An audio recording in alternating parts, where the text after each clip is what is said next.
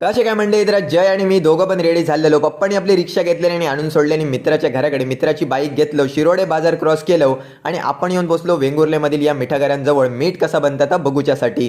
तर सगळ्यात पहिले तर पाऊस गेल्यानंतर 2 महिन्याच्या कठोर परिश्रमानंतर अशा प्रकारचे कोपरे, गाले किंवा खजिने बनवले जातात. त्याच्या आतमध्ये सोडण्यात येणारं पाणी या समुद्रातून खाडीत आणि खाडीतून नंतर या गाल्यांमध्ये सोडण्यात येतं.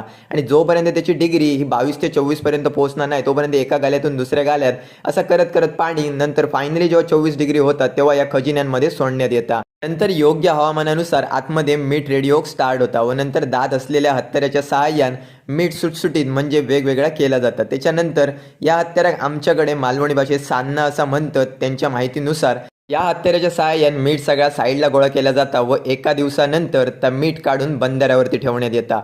आणि जेव्हा या मीठ म्हणजे 4 ते 5 दिवसात एकदम व्यवस्थितरित्या सुकता तेव्हा त्या टोपलीमध्ये भरून त्याची वाहतूक करून ही एका ठिकाणी स्टॉक करून ठेवण्यात येतात.